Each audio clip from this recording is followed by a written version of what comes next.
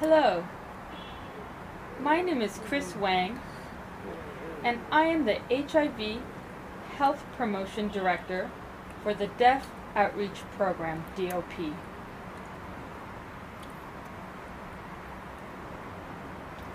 We have generously received a grant from ViiV Shire for the production of short educational films.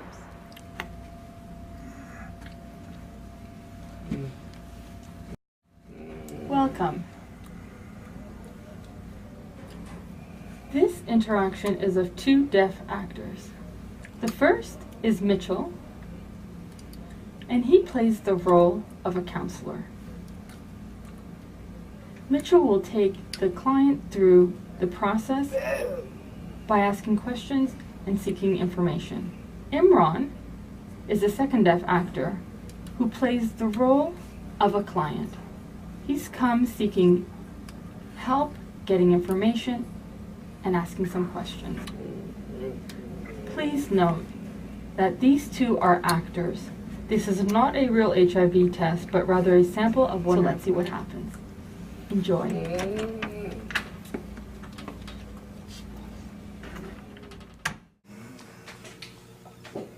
Thank you for coming in. How are you doing today? I'm fine, but I'm really nervous. I fucked up. I barebacked with someone, and I'm quite concerned, so I came here. Okay, well, thank you for coming in. I'm happy that you've come in today. I'm just going to ask you a few questions about your sexual history. Do you have male or female sexual partners? Both. My wife of 8 years, as well as multiple casual male partners. Do you have regular sex partners, or do you have various different male sexual partners? Both.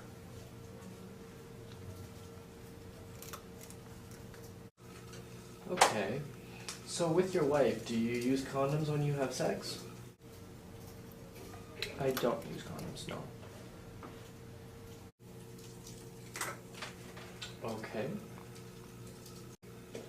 When was the last time you had sex without a condom?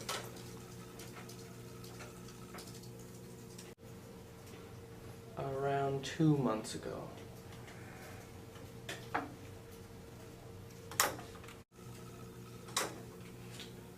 Alright. And the last time that you had anal sex with a man was when? That time, 2 months ago. Yeah.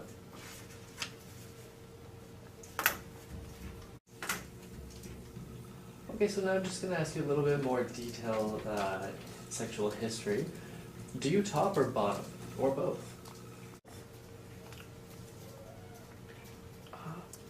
Both top and bottom. Alright. So when was the last time that you were topped without using a condom? That instance I said 2 months ago.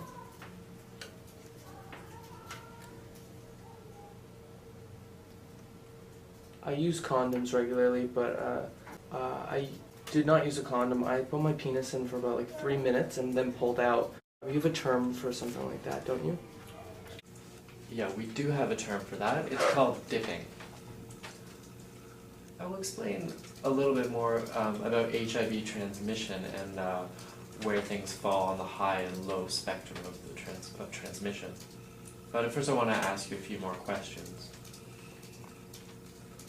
So are you concerned about bottoming? Is that your main concern? Yes, I went into a bathhouse about 6 months ago, and I just, went with it and had sex without a condom. And the man came inside of me, and now I'm really concerned, so I came here.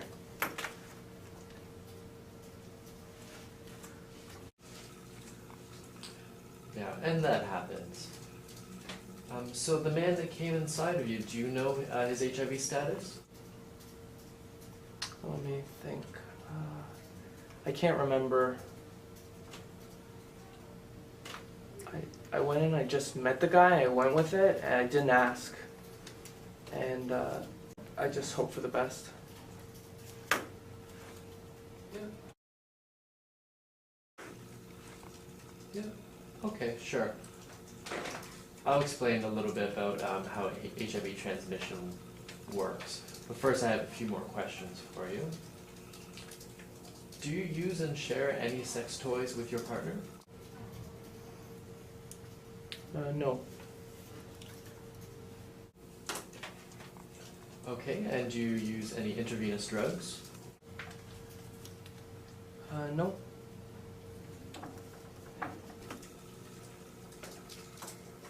And how about any tattoos or piercings that are done non-professionally? Do you have any of those?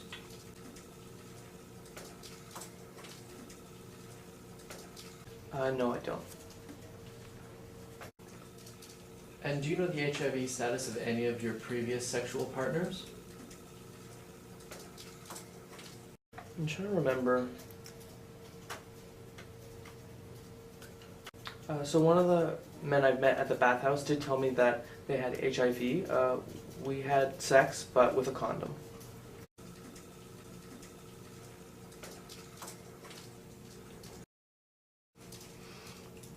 Okay. And do you perform oral sex on guys? Oh yes, absolutely, I love it. And sometimes they come in my mouth. Okay, I'll explain a little bit about HIV transmission again, and also through letting guys come in your mouth. And what about rimming? Oh, I love rimming, both giving and receiving.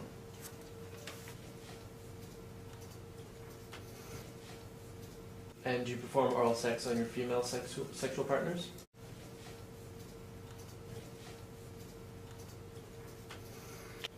Yes, I do, with my wife. Okay, so now you've told me about your sexual history, but I'm going to explain a little bit more about HIV transmission. And there's something that we call the window period as well. So HIV is transmitted through 5 different ways, primarily. Blood transmission is the first. Second is through ejaculate, or also pre-cum as well. The third is through vaginal fluids. The fourth is through anal fluids. And the last is through breast milk. So those are the 5 main ways that HIV is transmitted from person to person. I mean, other ways, there aren't many other ways that HIV is transmitted except for these 5 that I've just explained. So I'll explain how it's transmitted. So say, for example, the top has HIV and comes in the bottom. And they weren't using a condom.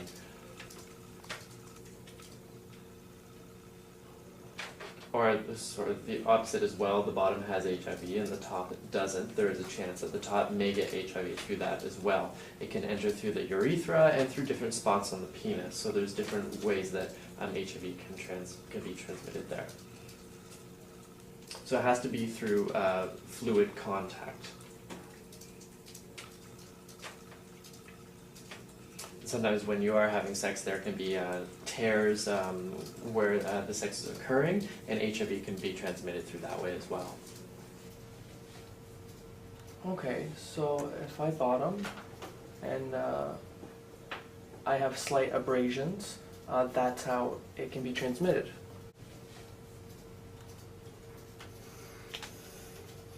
Yes, it can be transmitted. Sometimes you may think that these small abrasions, they seem like they may be nothing, but HIV can be transmitted through these abrasions. I'm also going to explain to you about the window period as well. Now, that person who does get HIV, becomes HIV positive, it doesn't show up in the body right away. It takes some time for the body to react to the HIV infection. And what happens is the body develops antibodies. And what it does, these HIV antibodies try to latch onto the HIV virus and destroy the virus. So when we do the test, you'll see one blue dot, and that means you're HIV negative. The presence of two blue dots indicates HIV positive.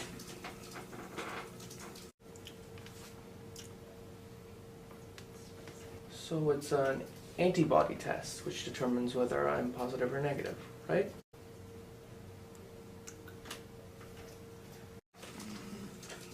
Yes, that's how we determine HIV status through that test, because your body is producing antibodies, and that will let you know whether you are HIV positive or negative. And that development of the antibodies in your body happens within that 3-month window period. We don't know exactly when that happens, but it's different for all people to be able to identify when HIV is present in the system. But it is 3 months, is what we say. I remember that you had told me that 2 months ago you had unprotected sex. I mean, that is possible that it might show up on this test today. I mean, if it is negative, I suggest that you come back again and retake the test in 1 month. Okay. Do you have any questions?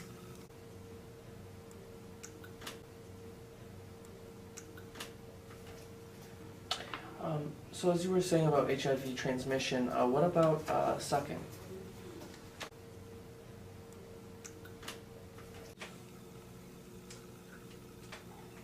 Okay, I'll give you an example here. We have there's one study done on a couple.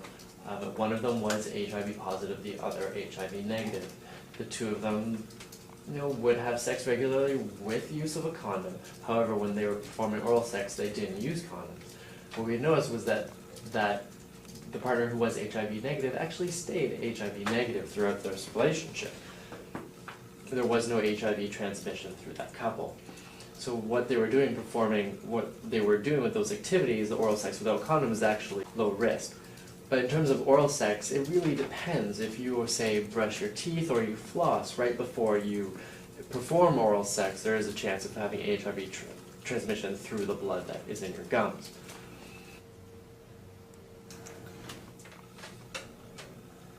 Okay, I've asked you questions about your sexual history, and I just want to take this opportunity to let you know, to inform you about the risks, the high and low risks of HIV transmission. So just let you know that anal sex without a condom is high risk, is a high risk activity, but a low risk activity would be something like a blowjob or oral risk, or oral sex, but it can move higher up on the spectrum. For example, if you were to maybe brush your teeth or floss before you give a blowjob, there's an opportunity that you might have blood or sores in your mouth.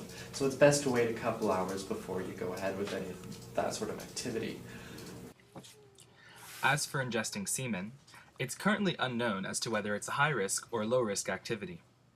If you are unsure about your status, it's best to get a test just in case.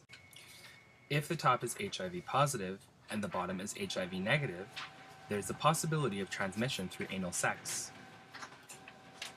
If the bottom is HIV positive and the top is HIV negative, the risk of transmission can vary. For example, the bottom's anal fluids can mix with the top's pre-cum and infect him that way.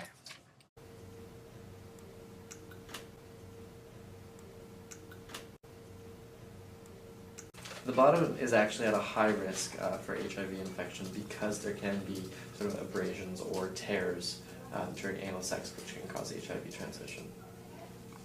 So, if you're using condoms, your transmission for HIV is very preventable.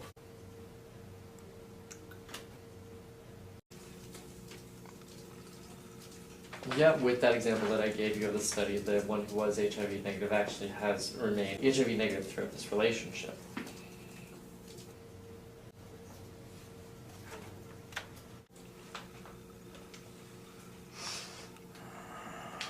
Yeah, so the guidelines do work.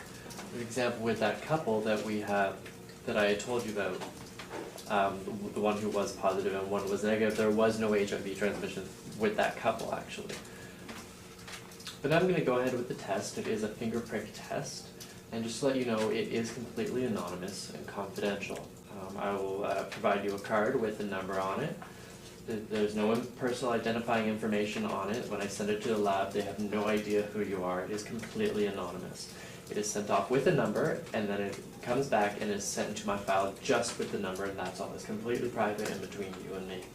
So in that test, when we see the results, if there's one blue dot, that indicates negative for HIV antibodies. If there's two blue dots, that means it is positive for HIV antibodies. So suppose that you are in fact HIV positive. Do you have friends and family who are able to support you? Yes, I do have a few friends that can support me.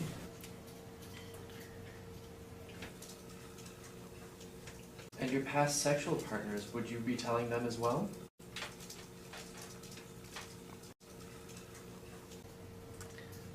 Yes, I will have to tell my wife to go get tested. I may not be able to tell all my partners, but it's important, the ones that I know of, to inform them.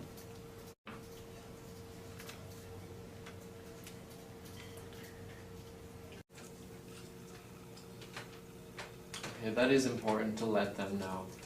So I'm going to go ahead with the test. Is that okay? Yeah, absolutely.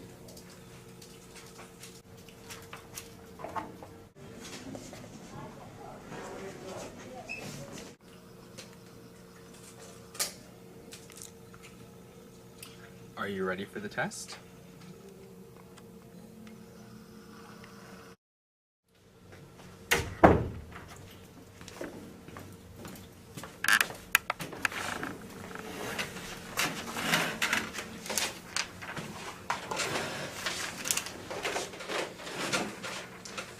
Alright, I have some bad news for you. There are two blue dots here on this membrane. That means you've reacted positively for HIV antibodies. Oh, okay. As you explained before, with high risk and low risk, I'm wondering how is this going to affect my life?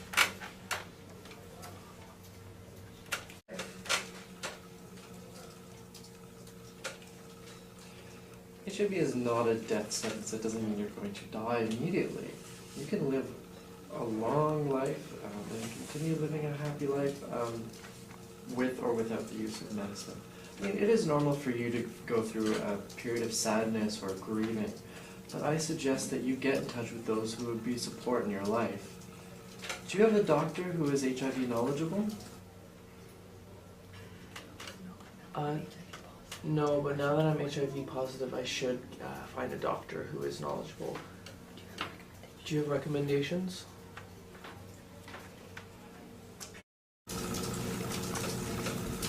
Yeah, I have a doctor list. I have many who are knowledgeable, who are HIV knowledgeable, who are friendly and very supportive as well. I suggest that you make an appointment right away as soon as possible.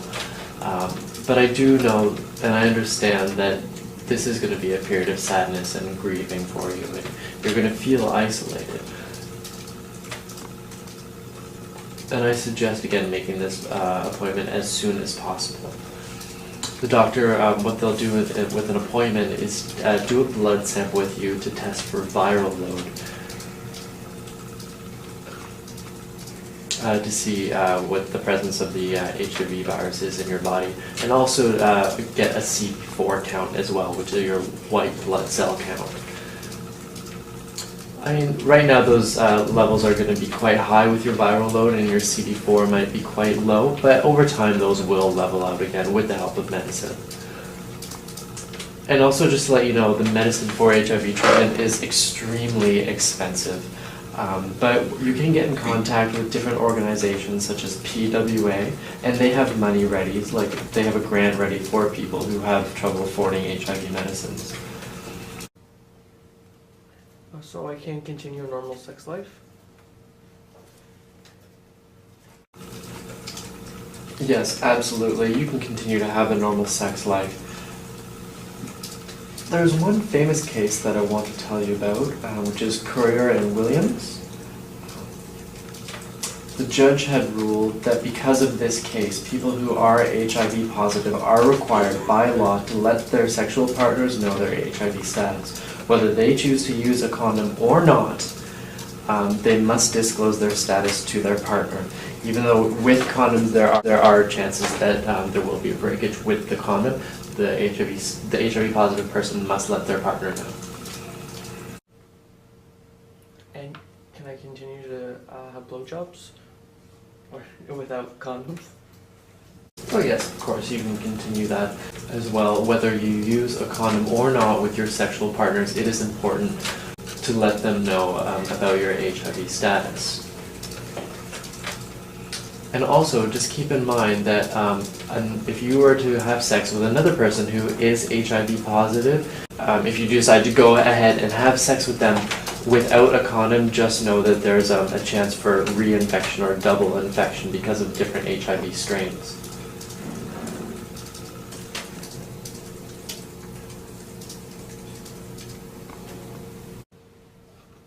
Wow, this has been quite a bit. So I think I'm gonna go home and read up on the information you gave me. Thank you very much for your help. Thank you for watching our short film on HIV/AIDS prevention. The richness of information is certainly impressive. Thank you to the wonderful actors as well. Thank you for all those who contributed, the OAD board, the interpreters, the hassle-free clinic, the staff as well, and the actors. A special thanks to ViiV Shire for their support.